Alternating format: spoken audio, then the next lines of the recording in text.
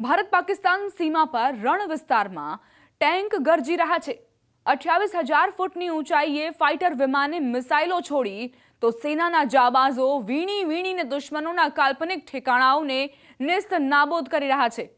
દુશ્મનના બનાવેલા કાલ્પનિક ઠેકાણાઓ પર સેનાના જાબાઝોએ હેલિકોપ્ટરથી રેપલિંગ અથવા એર લેન્ડિંગ કરી 10 મિનિટમાં જ બધું તહેસ નહેસ કરી નાખ્યું।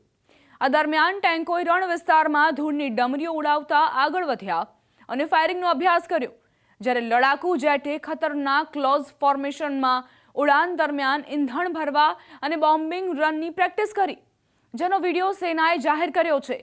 ભારત પશ્ચિમી મોરચે દુશ્મનના કાલ્પનિક ઠેકાણાઓ પર અભ્યાસ ત્રિશુલ દ્વારા આપણી સૈન્ય તાકાતનું પ્રદર્શન કરી રહ્યું છે।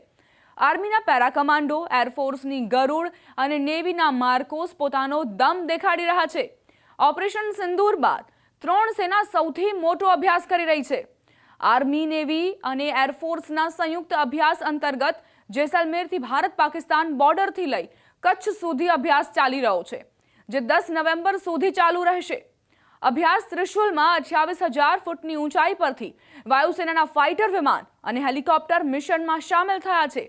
રેતાળ વિસ્તાર અને કચ્છના ક્રિક વિસ્તારમાં ત્રણેય સેનાના વિશેષ દળ, જેમાં આર્મીના પેરા કમાન્ડો, એરફોર્સના ગરુડ અને નેવીના માર્કોસ કમાન્ડો આક્રમણ અને બચાવની રણનીતિનો અભ્યાસ કરી રહ્યા છે।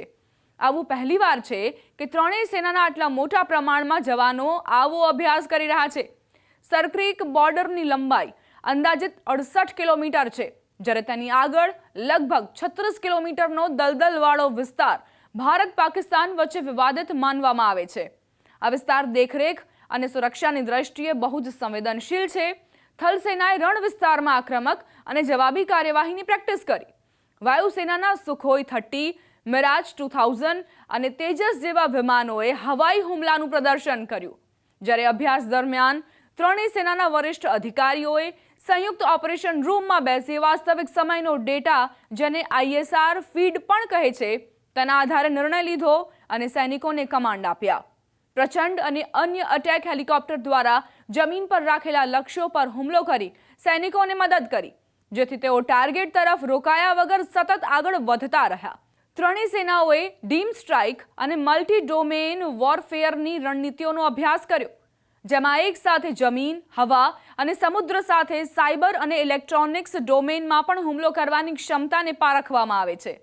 આ વખતે ત્રિશુળનો એક મુખ્ય ભાગ કચ્છ વિસ્તાર અને વિવાદિત સરક્રિક બોર્ડર પાસે કેન્દ્રિત છે। પાકિસ્તાને તાજેતરમાં જ અહીં ગેરકાયદે નિર્માણ અને સૈન્ય ઢાંચો ઊભો કરવાની કોશિશ કરી છે। આ અભ્યાસ દ્વારા ભારતે પાકિસ્તાનને એ સ્પષ્ટ સંદેશ આપ્યો છે કે દરેક સ્થિતિમાં તેઓ દેશની સીમાઓની રક્ષા કરવા સંપૂર્ણ તૈયાર છે। ત્રિશુળ ન માત્ર એક અભ્યાસ છે, પરંતુ આ નવા ભારતનું પ્રતીક પણ છે, જેનું લક્ષ્ય એક ટેકનોલોજી આધારિત અને ભવિષ્ય માટે સેના તૈયાર કરવાનો છે।